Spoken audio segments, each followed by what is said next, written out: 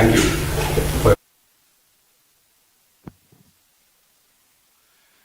Omagyanatimirandasya Ghananjanashalakaya Chakshurunmilitam Yena Tasmai Shri Gurave Namaha.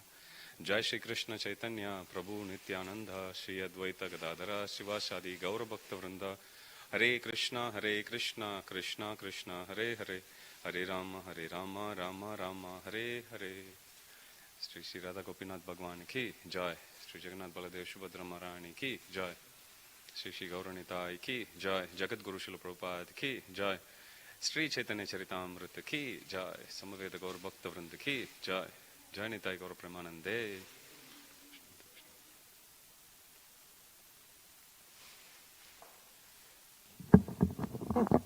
Hare Krishna.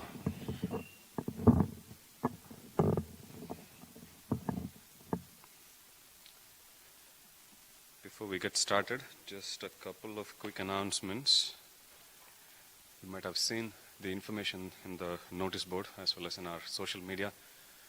We have started a Bhagavad Gita course. It's a 12-session course for youth, men, aged 18 to 35 years. That's the age group. We are also going to start one for Matajis, girls as well.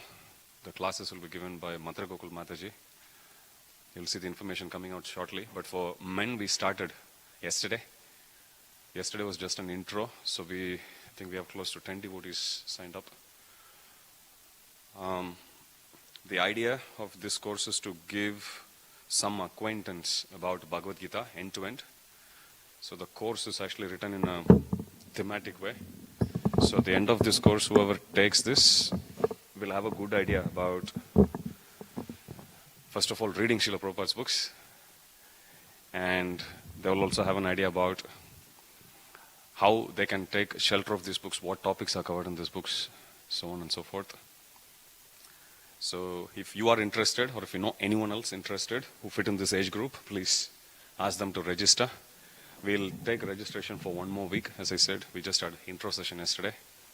So that's one. The other one, on 14th of June, we are going to celebrate Snana Yatra. Sri Jagannath Baladev Subhadra Maharani ki Jai. So Snana Yatra is the public bathing ceremony of their lordships, Sri Jagannath Baladev Subhadra Maharani. Every day they get bathed. If you look at the tradition, even in Jagannath Puri, because it's Daru Brahma, they don't bathe the deities directly. Instead, they use the mirror. So they show the mirror in front of the Lord and they do Abhishek. So here also we do something similar. But once in a year we get to do bathing, and that too in public. So it's a wonderful opportunity for us to come and take darshan of this rare bathing ceremony. That's on 14th of June. It's a Tuesday. It's a Tuesday. So that day morning Bhagavatam class will be at 7:30 a.m. will be given by Shamapriya Mataji. 8:30 will be the Darshanarti, followed by Guru Puja. And in the evening, 6 p.m., the festival class on Lord Jagannath, the glories of Lord Jagannath, will be given by Toshan Krishna Prabhu. 7 o'clock is Gaurarti. 7:30 we have the Abhishek and Kirtan. And at 9:15 p.m. we'll have the Hativesh Darshan and Maharati. So that's the plan on 14th of June.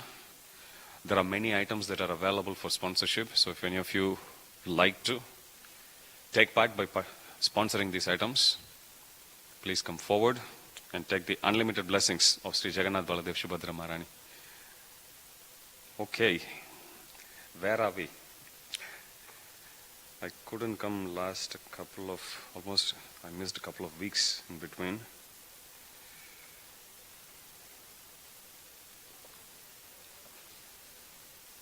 Because we are busy with the preparation work for the temple renovation come rebuild.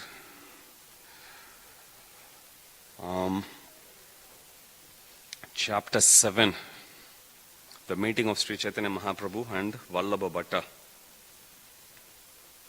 So this chapter focuses on Vallabha Bhatta and Chaitanya Mahaprabhu's mercy upon him. The next year, this is Untitled Chapter 7. Jai Jai Sri Chaitanya Jai Nityananda Jai Dvaita Chandra Jaya Gaura Bhakta Vrinda.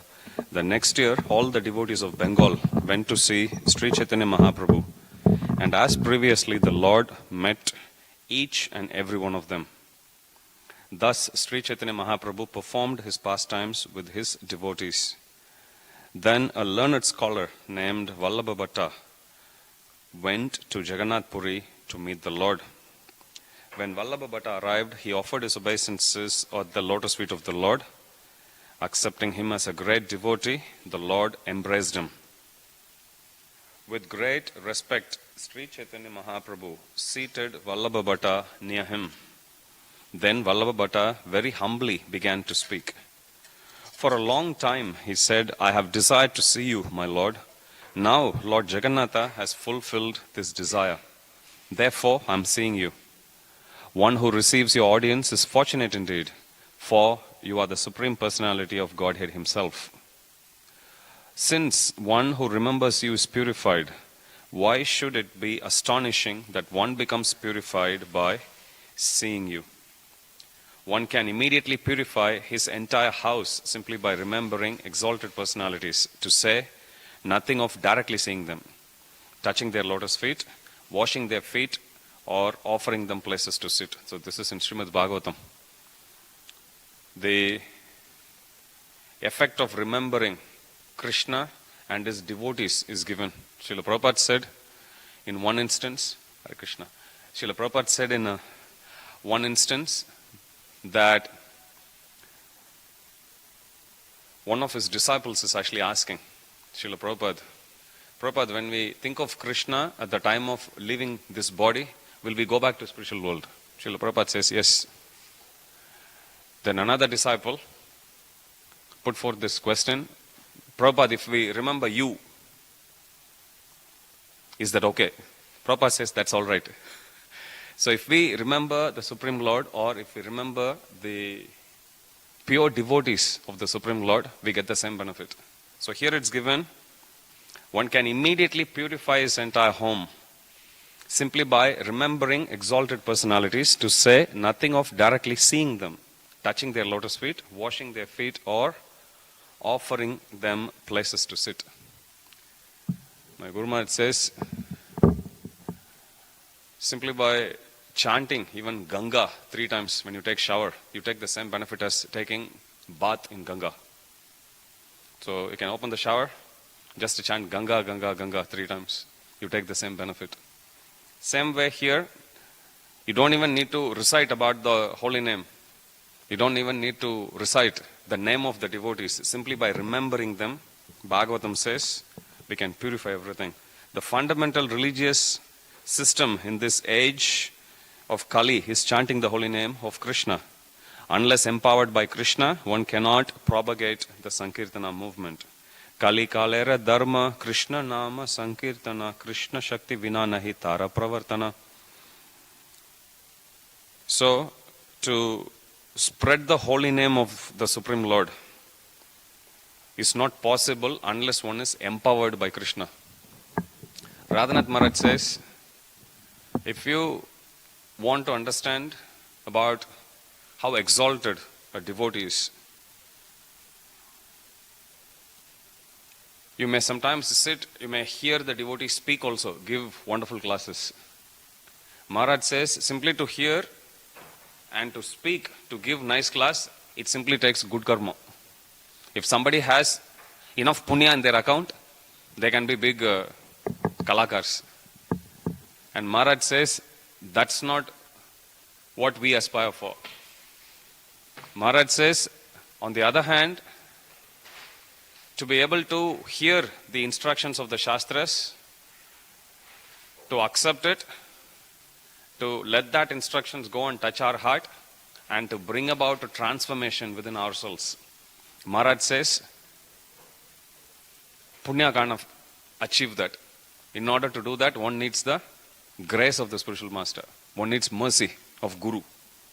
So understanding the instructions is not easy. One need to be empowered. And so is the requirement even for spreading as well. If somebody wants to preach the holy name of the Supreme Lord, it's not easy, it's not humanly possible. If it's so easy, then so many devotees before Prabhupada could have achieved it. It's not like other people didn't try. They tried. Quite a few tried. Even many disciples of Srila Bhaktisiddhanta Saraswati Thakur tried. His Holiness Bhaktivedanta Purna Maharaj, once during Vyasa Puja offering for Srila Prabhupada, here, when Maharaj was visiting, he said, what makes Srila Prabhupada special is not that he attempted to preach in Western countries. What makes Srila Prabhupada special is he succeeded in doing so. He just didn't attempt, which means he is the empowered soul. He is the empowered pure Vaishnava who is actually chosen by Lord Sri Chaitanya Mahaprabhu himself to achieve this wonderful outcome. So the fundamental religious system in this age of Kali is the chanting of the holy name of Krishna. Unless empowered by Krishna, one cannot propagate the Sankirtana movement. Same holds true even for book distribution. Many times you go, try. Every time you distribute book, you'll feel little happy. There is one disciple of Srila Prabhupada, I think Radha Kunda Mataji. She said, Prabhupada once said, the reason why every time you distribute book you feel happy is, every time you distribute book, Chaitanya Mahaprabhu comes and embraces us. So he says, that's why we feel very happy every time a book goes. If any of you have done book distribution, if you haven't, you should try to experience how embrace of Lord Chaitanya Mahaprabhu will feel like. So every time we distribute book, that's what happens. So to be able to even distribute book is also not easy. Our only qualification is we have the order of our spiritual master, that's all. Otherwise we are not qualified at all. We are not qualified to do anything. Simply by the order of the Guru, we are able to do something. So same way, in order to be able to propagate the holy name of Krishna, one should be specially empowered by him. Krishna Shakti Vina Nahi Tara Pravartan. If there is no Shakti of Krishna, it's not at all possible. Because preaching the holy name or preaching the glories of Krishna is not a material activity. It's to, just like chanting, we sit for japa. We try chanting. How many of you can honestly say that we hear all the Mahamantras? We can't.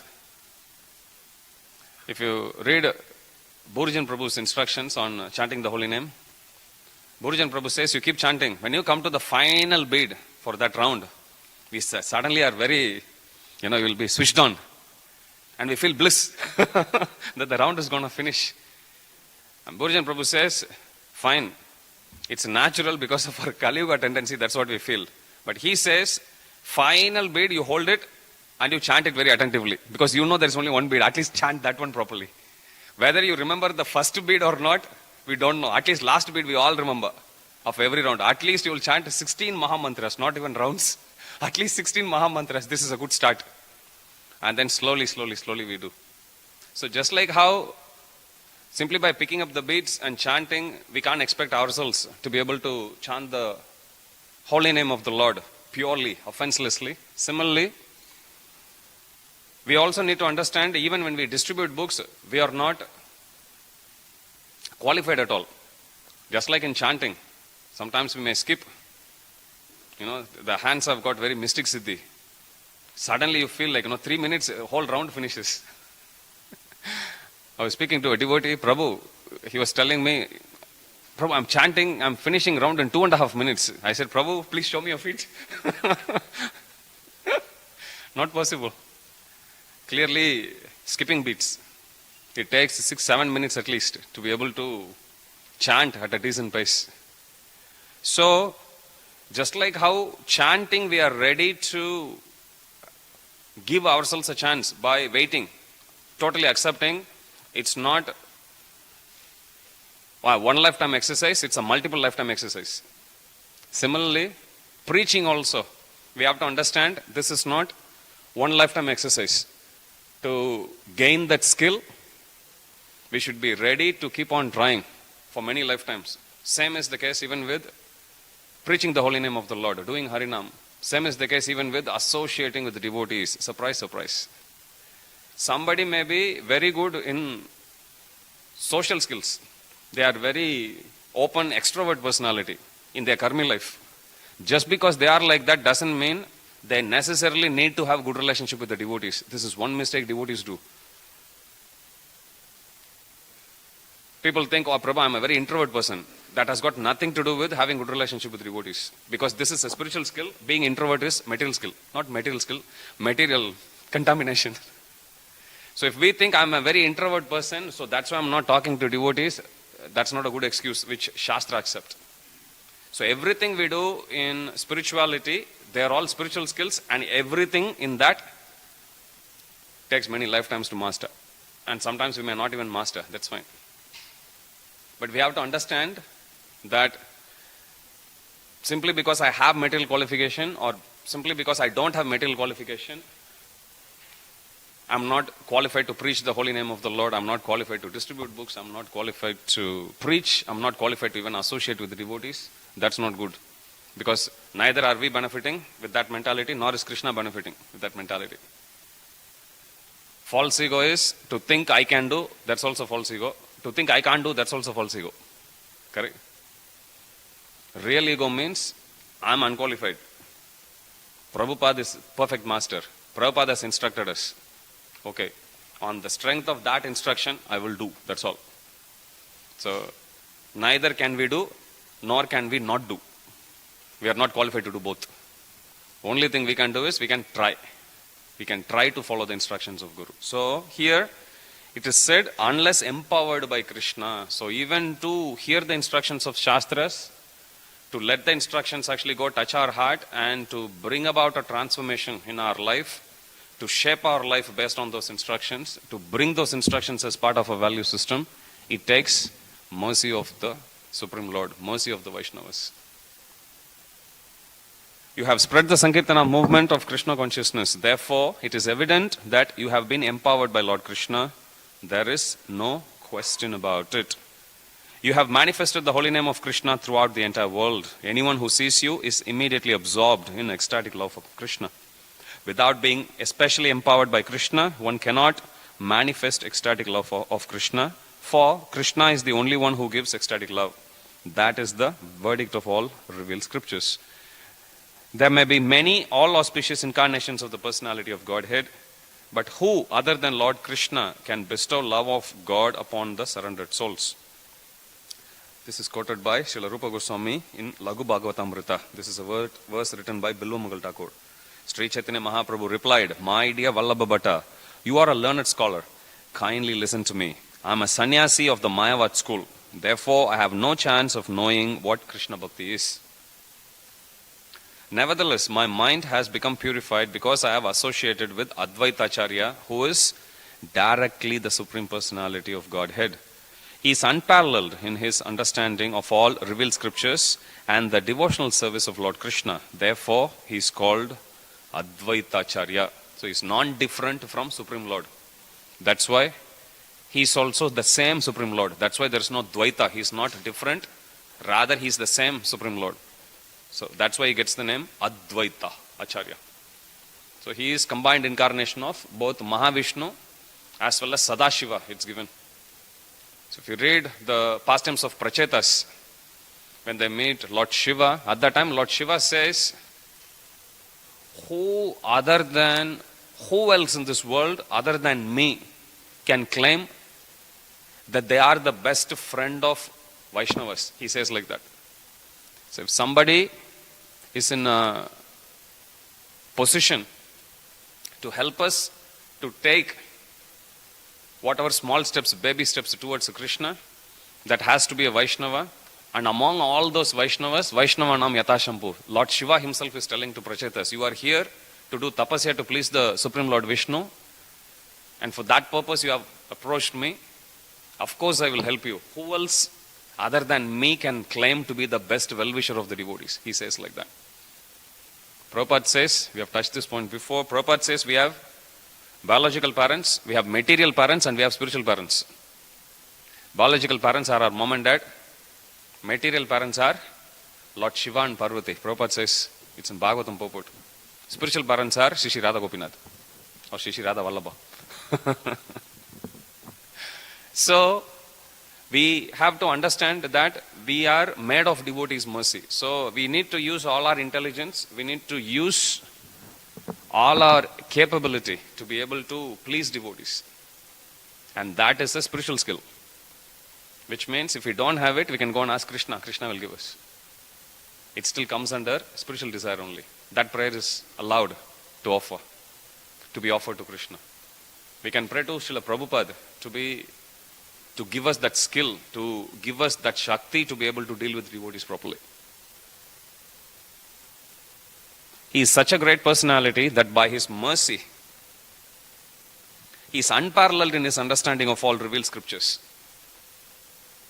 There is one pastime that's there when Srivas Thakur, it's in Caitanya Bhagavata actually, Srivas Thakur once, he goes to meet Lord Chaitanya Mahaprabhu in Shantipur.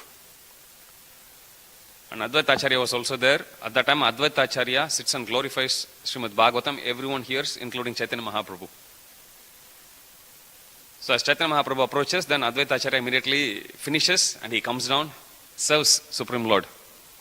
At that time, Chaitanya Mahaprabhu, feeling very pleased with Advaita Acharya's glorification, he calls Srivas Thakur and he asks Srivas, so Srivas, what do you think about the knowledge of Advaita Acharya?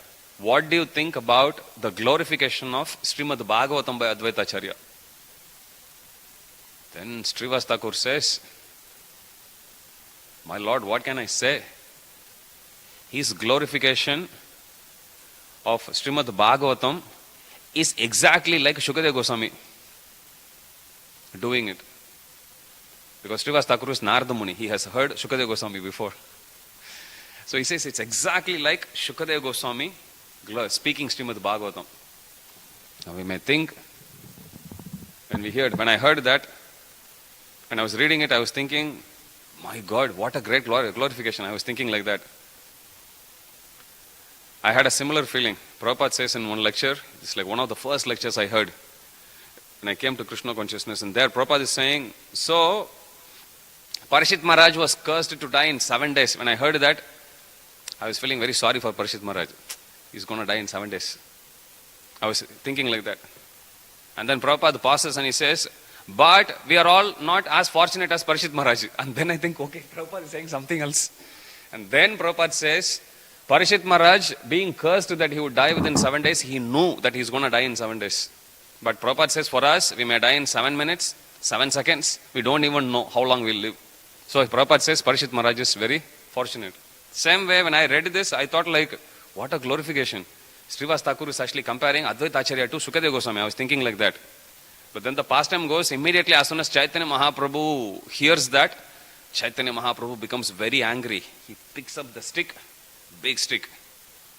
And then he chases after Srivas Thakur, loudly shouting, Advaita Acharya is a great Mahabhagavat. In comparison to him, Shukadeva Goswami is just a small child.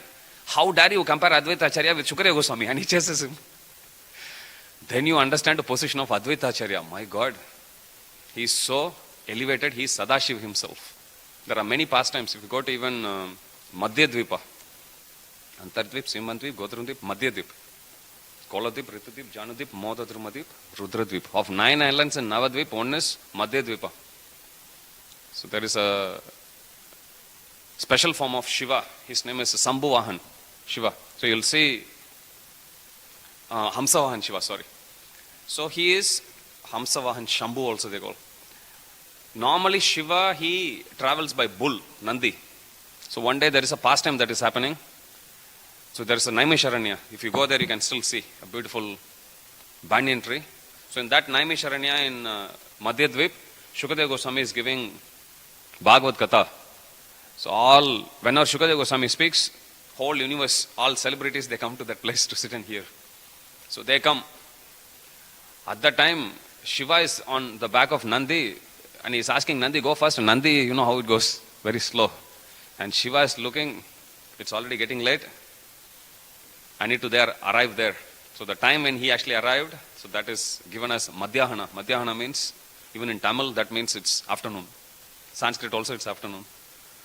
So that whole pastime happened in Madhya Dvipa. So then at that time he asks Brahma, can I borrow your Swan Airlines? Then he gives Hamsa Airlines. So Shiva then jumps off from the back of Nandi and then he gets on board Lufthansa Airlines and then he comes. So if you go and see Hamsavahan Shambhu, you will see him, Shiva is actually riding on that. It's a beautiful form of Shiva on the back of a swan. Very unique deity you will see there in Madhya Dvipa. So Shiva is the greatest Vaishnav.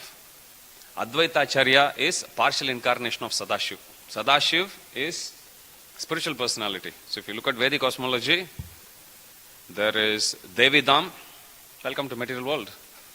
Then there is Mahesh Dham. Mahesh Dham is Sadashiv Loka. That's where the original Kailash is. So if you look at the cosmology, you will see material world and then you have the Brahma Jyoti. After Brahma Jyoti, spiritual world starts. Sadashiv Loka, original Kailash is after Brahma Jyoti. So Shiva and Parvati, that's where they reside. What we see here as Kailash in India, Himalayas, this is just a replica of that. Just like we have extension of that. We have Vrindavan, non-different from it. So this is also non-different from it. But the original Kailash is there in Sadashiv Loka. So that's called Mahesh Dham. And then you have Haridham. And then you have Golok Dham. So Shiva is a spiritual personality. So here Advaita Acharya, he is Lord Shiva and Mahavishnu combined. So here Chaitanya Mahaprabhu is glorifying. He is unparalleled in his understanding of all revealed scriptures and the devotional service of Lord Krishna. Therefore, he is called Advaita Acharya. He is such a great personality that by his mercy he can convert even meat eaters to the devotional service of Krishna. Who therefore can estimate the power of his Vaishnavism? Lord Nityananda Prabhu, the Avaduta, is also directly the Supreme Personality of Godhead. He is always intoxicated with the madness of ecstatic love. Indeed, he is an ocean of love of Krishna. Sarvabhauma Bhattacharya perfectly knows the 6 philosophical theses. He is therefore the spiritual master of the entire world. In teaching the 6 parts of philosophy, he is the best of devotees. Sarvabhauma Bhattacharya has shown me the limit of devotional service. Only by his mercy have I understood that devotional service to Krishna is the essence of all mystic yoga. Srila Ramananda Roya is the ultimate knower of the transcendental mellows of Lord Krishna's devotional service.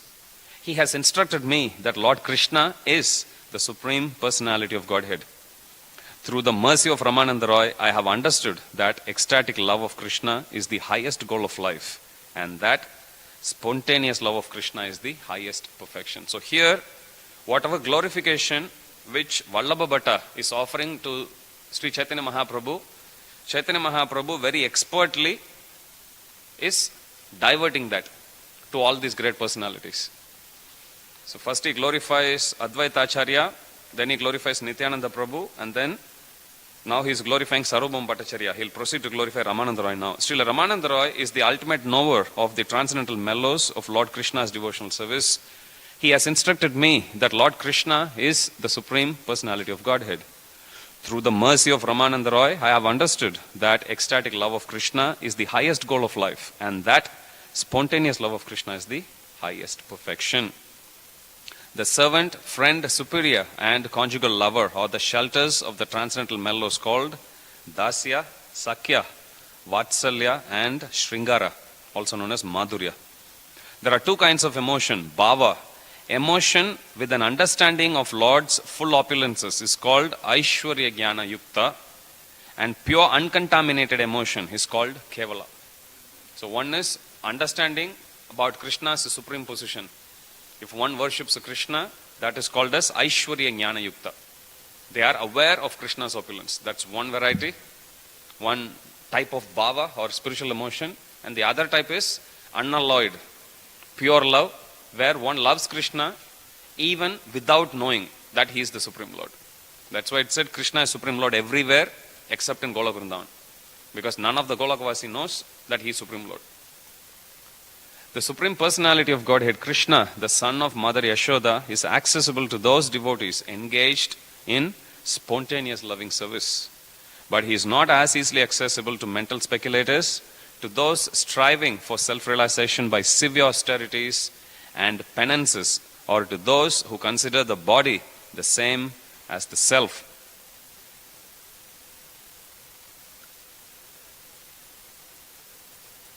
If you read Bhagavad Gita, Srila Prabhupada, 9th chapter, what's the title of 9th chapter?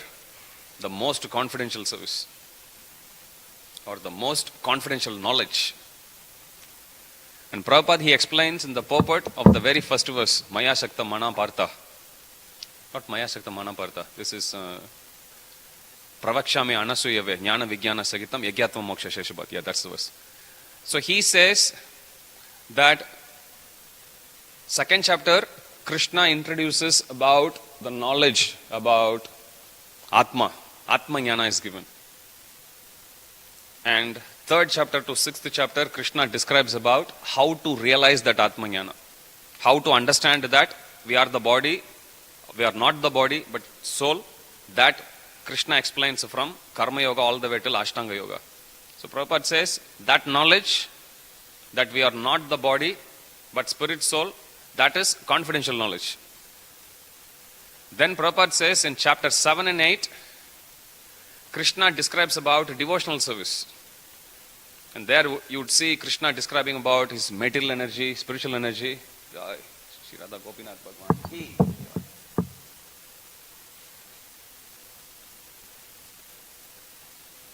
So, Krishna speaking about bhakti in 7th and 8th chapter of Bhagavad Gita, they are called more confidential knowledge. Because of all the processes which Krishna listed from 3rd chapter till 6th chapter, the best process is Bhakti Yoga. So Krishna gives knowledge about Bhakti Yoga. So that is in chapter 7 and 8. They are called more confidential knowledge. This is how Prabhupada explains. Whereas 9th chapter is called most confidential knowledge. Why? Because Krishna speaks about pure devotional service only. Normally, if I give you a photo of Radha Gopinath and I give you a book and I'll tell you, Prabhu, keep it safely, where will you keep? One end of the book? Beginning of the book? Where? Usually in the middle. So Krishna, he packed that knowledge in the middle of Gita. Whoever who is having this interest about Ashtanga Yoga, they have to go past Bhakti Yoga in order to come to most confidential knowledge. By any other means one goes, unless some understands about little bit about 7th and 8th chapter, then they can't fully relish 9th chapter. Because 9th chapter, it's one of those chapters where there is no conversation. Arjuna asks about what's Yoga Mishra Bhakti, what's their destination. That's the 8th chapter, attaining the Supreme. And then Krishna starts to glorify. Whoever remembers me comes to me, whatever yam yam vapi smaran bhavam, whatever one remembers at the time of death, they'll become. And then Krishna goes on to explain about Yoga Mishra Bhakti. And then towards the end of 8th chapter, Krishna speaks about difference between, or the ease with which one will attain the same benefit, in fact even much more benefit than a Yoga Mishra Bhakta would attain. And then Krishna, because he now gets started with Bhakti, with this emotion he just continues to speak 9th chapter. There is no question which Arjuna asks in 9th. So that's why it's said, Acharya said that 9th chapter is when Krishna's emotion, it hits its peak actually in Gita. Because he's talking about pure devotional service, even though Arjuna asked about only Yoga Mishra Bhakti. And then after saying Yoga Mishra Bhakti, Krishna says, actually this is quite difficult to follow, but my devotees, irrespective of whenever they quit the body, they'll come to me. And then Krishna gets going with the pure devotional service. Kevala Bhakti. That Kevala Bhakti is what Chaitanya Mahaprabhu is explaining here.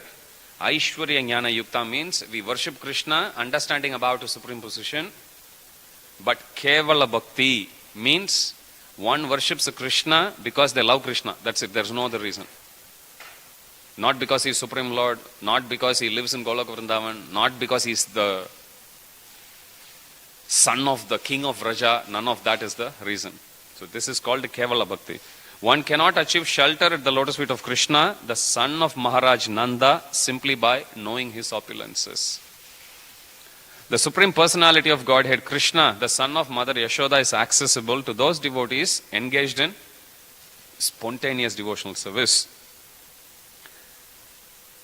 But he is not as easily accessible to mental speculators, to those striving for self-realization by severe austerities and penances, or to those who consider the body the same as the self. The word Atmabhuta means personal associates. Through the understanding of the Lord's opulence, the goddess of fortune could not receive the shelter of Krishna, the son of Nanda Maharaj. Prabhupada says in the purport, Lakshmi, the goddess of fortune, has complete knowledge of Krishna's opulences, but she could not achieve the association of Krishna by dint of such knowledge. The devotees in Vrindavana, however, actually enjoy the association of Krishna. So this is in relation to the pastime. When Lakshmi ji, once she approaches Vishnu and saying, I want to participate in Ras Lila. Chaitanya Mahaprabhu explains this in the conversation with Venkata Bhatta when he visits Srirangam. We saw that in Madhya Lila. Then at that time Vishnu says, yeah, that's very easy. All you have to do is, you do tapasya, you be born as one of the gopis, a little child in gopi, little gopi, and then you grow up, then you will be, if you are one of the Brajabasi like that, then you will be able to dance with Krishna. But Lakshmi ji's mood is different. She is used to worshipping Supreme Lord in the mood of awe and reverence. Lakshmi ji's whole personality, demeanor is also like that. In Aishwarya Bhava only. So then she says, so then Vishnu says, part of that is, you need to know how to milk the cow. You need to know how to make a cow dung patties. Everything. Then Lakshmi ji says, me, born as one of the gopis in that village, that's impossible. Then Vishnu says, forget it. If you cannot actually follow that path, then you cannot go dance with Krishna. So that's the point which Chaitanya Mahaprabhu is bringing up again here. The word Atmabhuta means personal associates. Through the understanding of Lord's opulence, the goddess of fortune could not receive the shelter of Krishna. She knew who Krishna is, but that knowledge is not enough for her to gain entry into the Rasamandal. When Lord Sri Krishna was dancing with the gopis in the Ras Leela, the gopis were embraced around the neck by the Lord's arms. This transcendental favor was never bestowed upon the goddess of fortune or the other consorts in the spiritual world. Nor was such a thing ever imagined by the most beautiful girls in the heavenly planets, girls whose bodily luster and aroma resemble the beauty and fragrance of lotus flowers. And what to speak of worldly women who may be very, very beautiful according to material estimation. In pure Krishna consciousness, a friend mounts the shoulder of Krishna and Mother Yashoda binds the Lord. So this is Braja Prema. What is Braja Prema? In pure consciousness, a friend mounts on the shoulder of Krishna. So Krishna would play wrestling. Sometimes he loses. And then Krishna would give many excuses. After losing, Krishna would say, all right, that was a trial, let's do it, real. Then they say, no, you already lost. Krishna would again point at something and say, no, there was a banana peel, I just slipped, it's okay, let's try again. They said no, you lost it, now you have to carry us. Then Krishna would use all different means to discourage them. He would tell them, you know who I am? I am son of King of Vrindavan. Then the Gopas say, that may be the case, still you lost the game. This wrestling game is so sweet that gopis, when they actually look at it, Radharani feels, even I can actually defeat Krishna in wrestling. There is even a pastime place where Radharani defeats Krishna in wrestling. So there are many sweet pastimes there like that. So here, When Krishna keeps giving excuses, and at one time the Gopas realize he is not going to keep up his word, so we have to now forcefully climb on his shoulder. So they just hold him and they climb on his shoulder and tell Krishna, you have to carry us now because you lost. So this spontaneous love of the Gopas, and then it's given, and the mother Yashoda binding the Lord. It's a very unique pastime. Shukadeva Goswami says, we glorify a whole month commemorating this pastime. But this pastime happened on Diwali. So this pastime is very unique because normally if somebody commits some karma, after death they go in front of Yamaraj, or they come in front of the Supreme Lord saying, my Lord, I did something wrong, please pardon me. This is the only pastime where Supreme Lord had to go through that ordeal. After stealing the butter, breaking the pot, now he's standing in front of Mother Yashoda, awaiting judgment, feeling very scared at heart. So very sweet pastime. So Prabhupada says, Shuddha Bhava, pure Krishna consciousness is not dependent on an understanding of Lord's opulences. Even without such opulences, the devotee in Shuddha Bhava is inclined to love Krishna as a friend or son. In pure Krishna consciousness, without knowledge of the Lord's opulences, a devotee considers Krishna his friend or son. Therefore, this devotional attitude is praised even by Shukadeva Goswami and Vyasadeva, the supreme authority. Ittam satam brahma shukanubhutya dasyam gatanam paradaivatena mayashritanam naradarakena shakam vijahur krita punya punja. Prabhupada would often quote this verse, krita punya punja. These cowherd boys, they didn't come to this position of dancing with the Supreme Lord in one life. Life after life after life, they had to accrue enough devotional credit to be able to come to a position of serving the Supreme Lord. So Prabhupada would often quote, krita punya punja.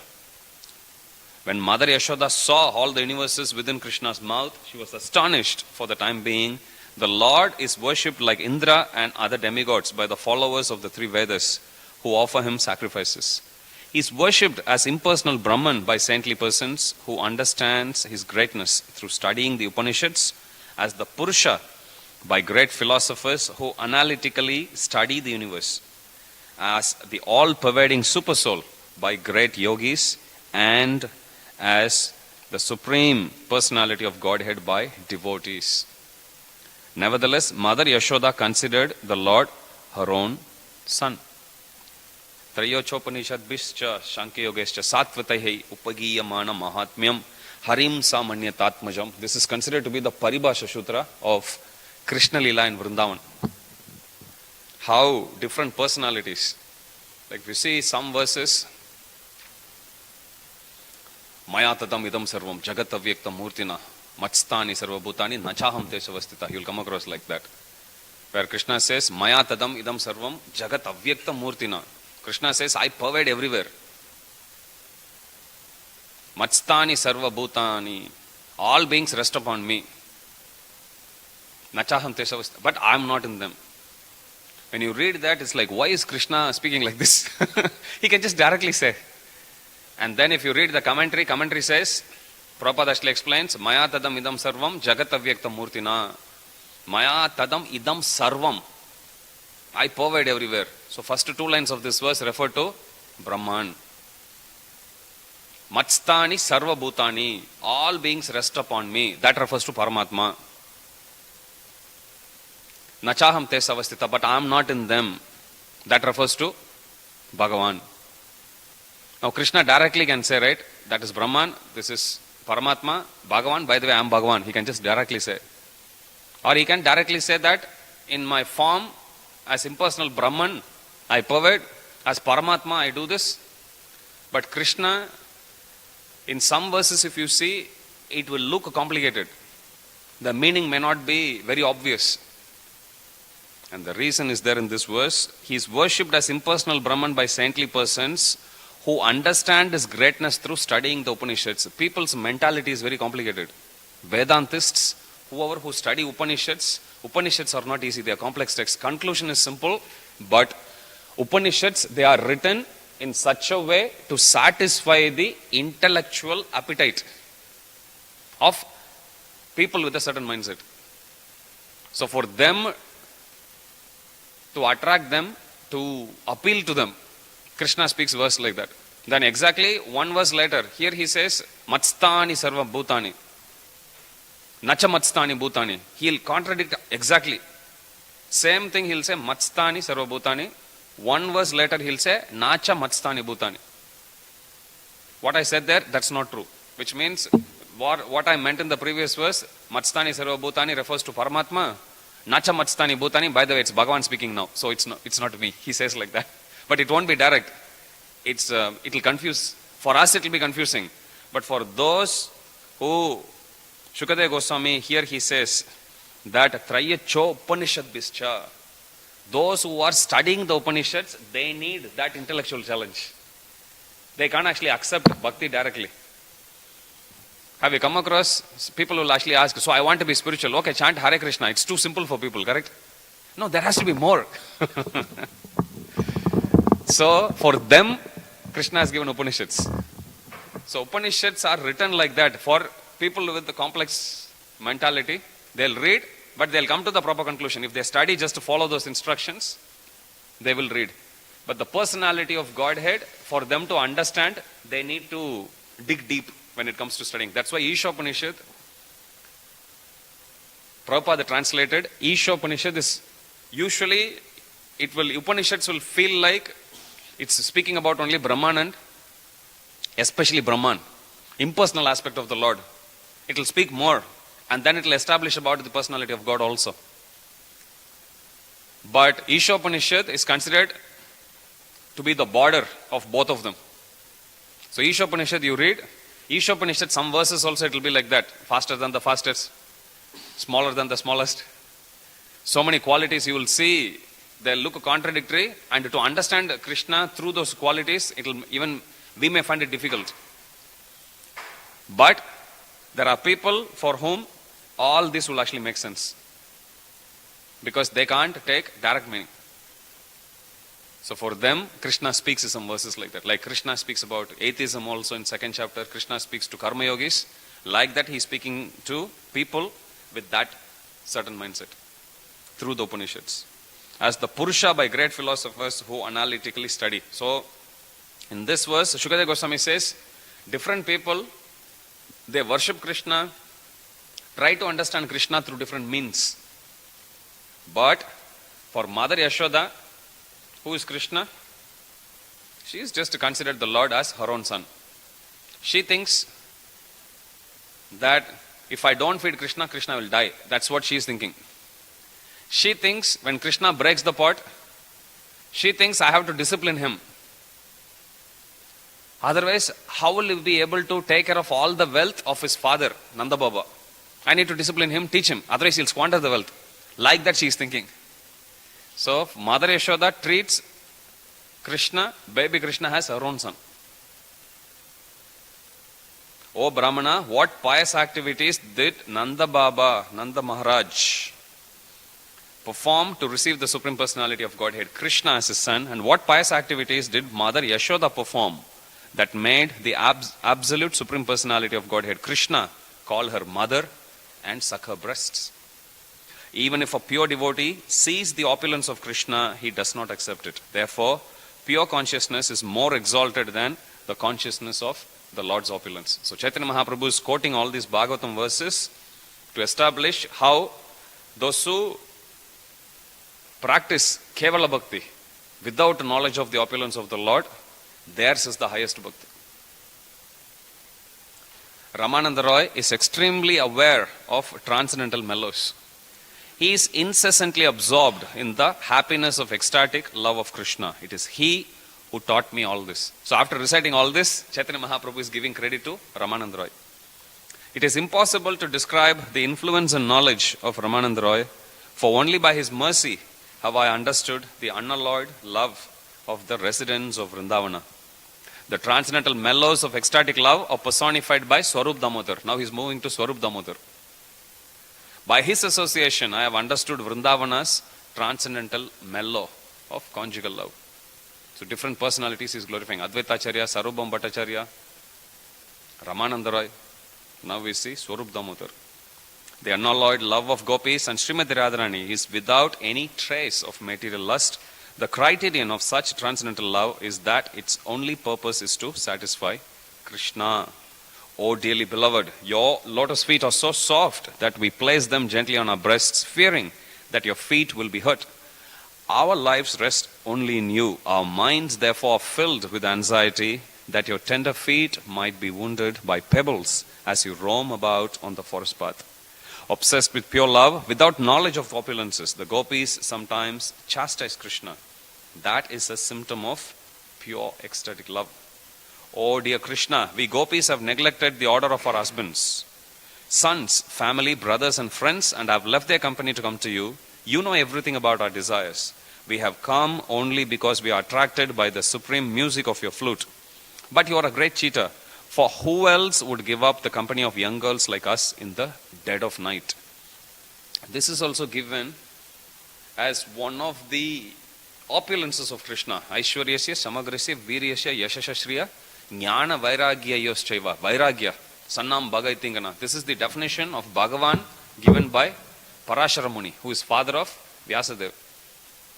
Vairagya, who will have the sense of detachment which Krishna exhibited here when at the dead of the night so many young, thousands, millions of young beautiful girls come to him and Krishna says, go home. Acharyas say this is the greatest sign of detachment. So Krishna exhibits his opulence of Vairagya here. So because Krishna is telling them, the gopis are getting upset. So she's saying, but you are a great cheater. But for who else would give up the company of young girls? Who called them there? It's Krishna only, right? He only played the flute. But after they come, he's saying, go back. So they are calling him greatest cheater.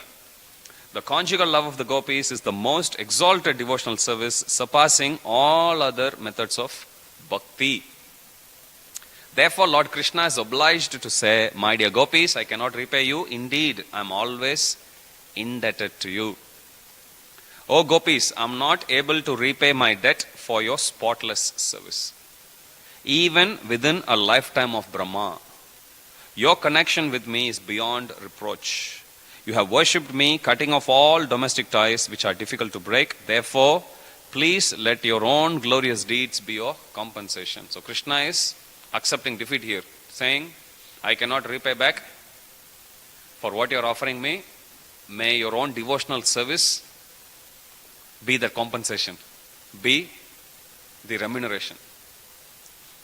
So, therefore, please let your own glorious deeds be your compensation. Completely distinct from love of Krishna and opulence, pure love of Krishna is on the highest level. On the surface of the world, there is no devotee greater than Uddhava. Uddhava desires. Srimad Bhagavatam mentions 3 personalities as the greatest devotees of the Supreme Lord. Uddhava is one, Yudhishthir Maharaj is another, Giriraj Govardhan is the third. These 3 personalities, Shukadeva Goswami singles out and he says, they are Haridas Varya, the greatest of all devotees of Krishna. Haridasa Varya. Varya means Asura Varya Dehinam. You will see, oh, best of the demons. Prahlad Maharaj addresses his father. Asura Varya means best of the demons. Haridasa Varya means Hari is Supreme Lord. Haridas means servant of the Supreme Lord. Haridas Varya means best of the servants of the Supreme Lord. So, Chaitanya Mahaprabhu is saying, Uddhava desires to take on his head the dust of the gopis' lotus feet. I have learned about all these transcendental loving affairs of Lord Krishna from Swarup Damodar. Ashamaho charanare narusha jusamaham syam vrindavane kimapi gulmalashav sadinam yadyustajam svajanamarya patam chahitva bejur mukunda padavim shrutibir vimrigyam. The gopis of Vrindavana have given up the association of their husbands, sons and other family members who are very difficult to give up, and they have forsaken the path of chastity to take shelter of the lotus feet of Mukunda.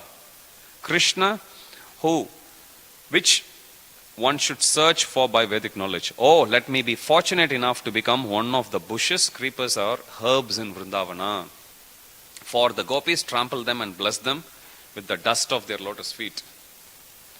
He is desiring like this. Acharyas say he desires to be, you see the verse, Asamaho Charne Vrindavane Kim Api Gulma Lato Oshadinam. May I become herbs, bushes, shrubs, creepers. Because when gopis are mad, after hearing the beautiful sound from the flute of Krishna, when they are running, they don't take the normal path. They just run here and there through the forest. So Acharya said, that's why Uddhava is desiring, may I become creepers. Creepers is not, they are not going to grow in the road.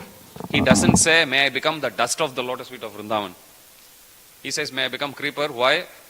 If I become something which is very organized, gopis will never use that. So may I become one of these creepers, bushes, leaves in the forest. So at 100% they will run through the forest.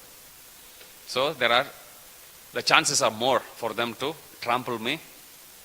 That way I'll get the dust of their lotus feet. So this is the meditation of Uddhava. Haridasa Thakura Maha Bhagavata Pradhana Pratidina Layatena Tina Lakshanama. Now he is glorifying Haridas Thakur. Haridas Thakur, the teacher of the holy name, is the most exalted of all pure devotees. Every day he chants 300,000 holy names of the Lord. I have learned about the glories of the Lord's holy name from Haridas Thakur, and by his mercy I have understood these glories. Caitanya Mahaprabhu, here he is teaching how, as they say, it takes a village to raise a child. How in our life, for us to practice bhakti, we are made of devotees' mercy only. So many different devotees. So here Caitanya Mahaprabhu is teaching us as the greatest Acharya. I was hearing one lecture of Prabhupada. Prabhupada is saying, so in our movement, we call everyone Prabhu. But then there is one great Prabhu, Mahaprabhu. He says like that. So this is Chaitanya Mahaprabhu. So we call him Mahaprabhu. Mahaprabhu means Supreme Prabhu. And we are all Prabhu. We are servant Prabhu. Prabhupada says like that. We are servant Prabhu. He is Supreme Prabhu. Mahaprabhu. So, even Mahaprabhu as Acharya, greatest Acharya, Sannyas Shiromani, Sara Shiromani, it's given. So, he is, Acharya means one who teaches by example. Acharya walks the talk. Simply by Mahajanayana Gatasa Panta. Simply by looking at the Acharya, one can understand how one is supposed to act. So, this is Acharya. So, Chaitanya Mahaprabhu here, he is giving glorification to everyone. And now he will list Acharya Ratna, Acharya Nidhi, Pandita Gadadara, Jagadananda, Damodara, Shankara Vakreshwara, Kashishwara, Mukunda, Vasudeva Murari, Arayata Bhaktagana, Gaude Avatari, Krishna Nama Prema Kaile, Jagate Prachara, Ina Sabara, Sange Krishna, Bhakti E Amara, Acharya Ratna, Acharya Nidhi, Gadadar Pandit, Jagadananda, Damodara, Shankara, Vakreshwara, Kashishwara, Mukunda, Vasudeva Murari. Simply reading these names, you'll get purified. So sweet. And many other devotees have descended in Bengal to preach to everyone the glories of the holy name of Krishna and the value of love for him. I have learned from them the meaning of the devotional service to Krishna. Knowing that Vallabha Bhatta's heart was full of pride, Sri Chaitanya Mahaprabhu spoke these words, hinting at how one can learn about devotional service. So Chaitanya Mahaprabhu is sensing pride. Garbha Ganjan it's given about Lord Jagannath. He is very merciful, but he is very allergic to pride. So we have to be very careful that we don't water that weed of pride, Garva. So here Chaitanya Mahaprabhu is sensing that pride. So in order to crush that pride, Chaitanya Mahaprabhu is glorifying all these devotees to tell them, you think you are so great? Now let me tell you some of my associates. He's just listing their names. So, did that have effect in Vallabha Bhatta's heart? Now we'll read that. Vallabha Bhatta was thinking, I am a great Vaishnava. You know, having learned all the conclusions of Vaishnava philosophy, I can understand the meaning of Srimad Bhagavatam and explain it very well. This is what he was thinking in the heart. Sensing that, Chaitanya Mahaprabhu is listing all these devotees' names, glorifying them. Indirectly telling Vallabha Bhatta, you are nowhere in comparison to them. Such pride had existed for a long time within the mind of Vallabha Bhatta. What pride? I know everything. I can explain Srimad Bhagavatam very well. But what did we hear from what Radhanath Maharaj says? It simply takes good punya. If you have pious credit from previous life, you will be able to speak nicely. But that's not a great indication of somebody's progress in Krishna consciousness. Simply to hear and speak, if you have enough pious credit, enough punya, anybody will be able to do. That's not where we gauge a devotee's progress. A devotee's progress is gauged based on how humble they are when it comes to serving the devotees, when it comes to taking the mercy of the devotees. Because without the mercy, one can never understand Shastra. They may have knowledge, it will go only here. But if it has to go penetrate, touch our heart, then we need mercy of devotees. That is possible only by serving the devotees. When we serve the devotees, then we'll be devotees. When they are pleased, then we'll be able to progress. My Guru Maharaj said once, when a disciple goes to the Guru and says, Gurudev, please bless me, Guru will naturally bless. I used to think, I remember watching this Mahabharata Kurukshetra. At that time even Duryodhana goes in front of Bhishma Dev. Bhishma says, Ayushman Bhava. Everyone says. But then he got killed. So I used to think he's getting blessing from everyone. Still, his mind is not changing. He's only getting more and more worse. Every day. Like that. But actually, my Guru Maharaj says, when a disciple approaches the Guru, Gurudev, please bless. Guru may say, okay, you take my blessings. And there is some effect in that. Blessings. But my Guru Maharaj says, but that's not the complete blessing. Complete blessing comes when the Guru comes to know that the disciple is actually taken some instructions of the Guru and at least attempting to follow that sincerely. When Guru actually knows that, in his heart he will feel that, oh, my disciple is going through so much difficulty because I asked him to do something. And the Guru is also not thinking it's my instruction, it's my Guru's instruction. Prabhupada, once he walks into the temple, if you look at old temples, this look is quite spacious. This room is quite spacious. If you look at old pictures, you will see it will be very cramped. When devotees pay obeisances, Prabhupada can't even walk. The floor will be covered. So once as Prabhupada was walking, everyone bowed down, Prabhupada couldn't walk. So Prabhupada is standing and everyone is like, Jagat Guru Srila Prabhupada ki. Then everyone saying Jai.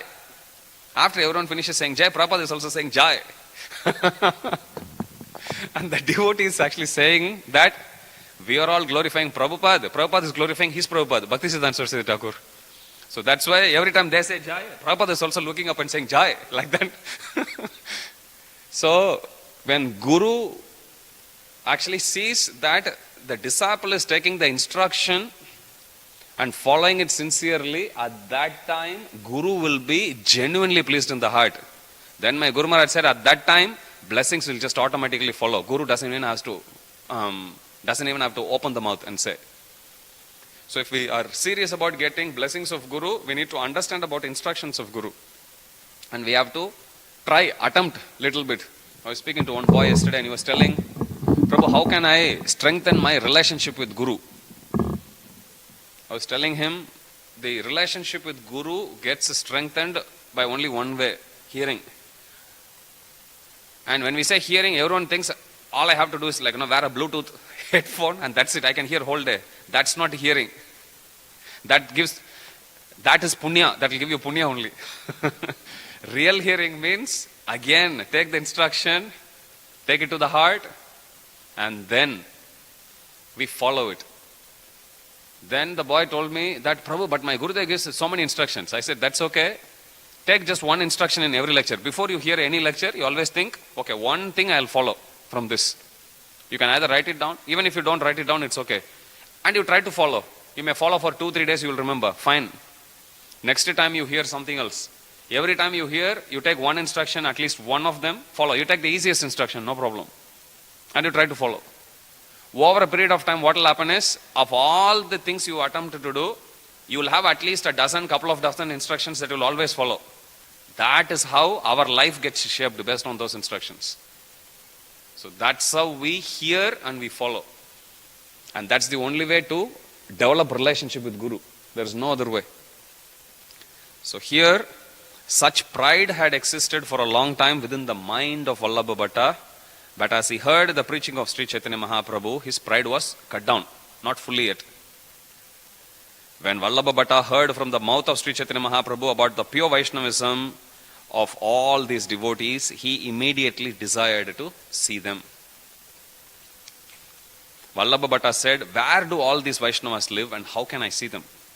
Sri Chaitanya Mahaprabhu replied, although some of them live in Bengal and some in other states, they have all come here to see the Ratha Yatra festival.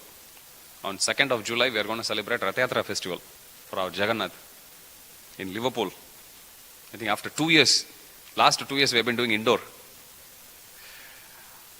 At present, they are living here. Their residences are in various quarters. Here you will get the audience of them all. Thereafter, with great submission and humility, Vallabha Bhatta invited Sri Chaitanya Mahaprabhu to dine at his home. The next day, when all the Vaishnavas came to the abode of Sri Chaitanya Mahaprabhu, the Lord introduced Vallabha Bhatta to them all. We'll continue tomorrow.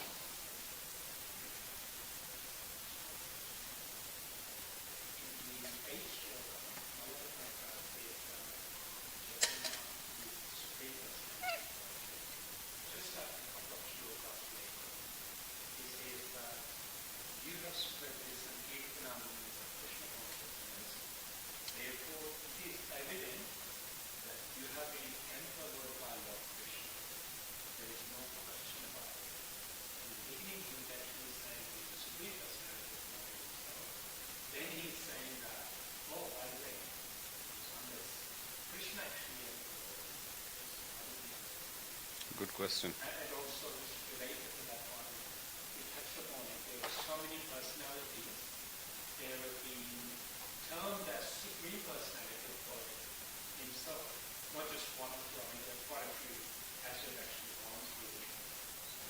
So that's what I mean. Equating one with the supreme personality of God, that's Tell me the verse number. The first one is the 8th shloka. In this chapter?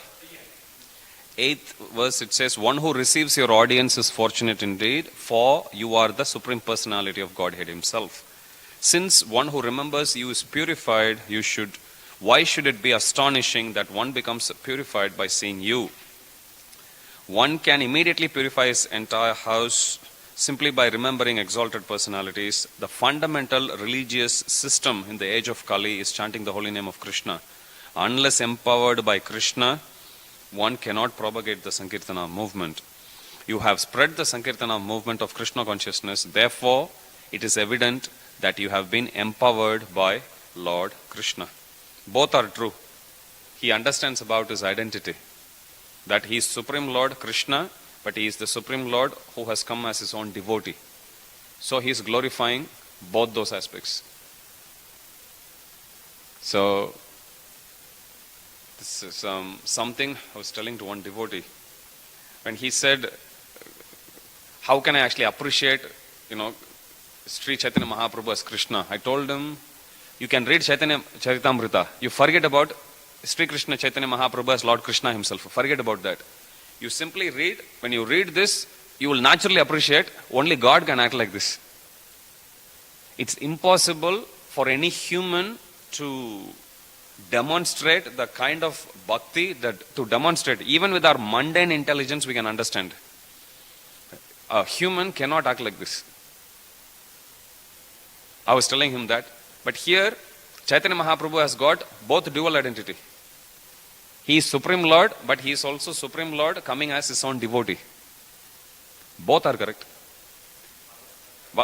The personal associates of Lord Chaitanya Mahaprabhu, they realize that. Vallabha Bhatta, as I said, pride is there, but we should not consider Vallabha Bhatta to be an ordinary person. He is an Acharya. There is a whole sampradaya.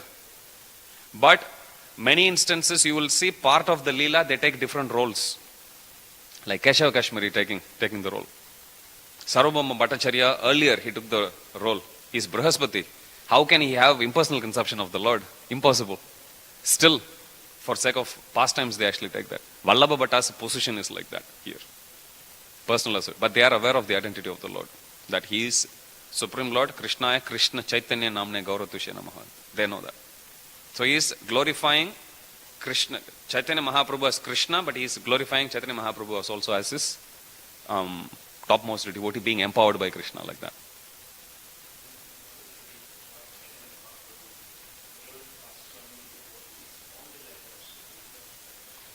Where does he say on the level of Supreme Personality? Yeah. Yes, where he is saying these, I think he made the point very clear here that just like when you remember the Yasmaret Pundarikaksham, Sabaya Abhayantara, Suchihi, Sri Vishnu, Sri Vishnu, Sri Vishnu, simply remembering the form of the Supreme Lord, name of the Supreme Lord, one gets purified, both externally and internally. Sabaya Abhayantara. The internally as well as externally one gets purified by remembering the form, name of the Supreme Lord. Similarly, one gets the same effect by remembering devotees. That's what he's saying. He is not equating both of them together. Advaita Acharya is Supreme Lord, yeah? He is Supreme Lord himself.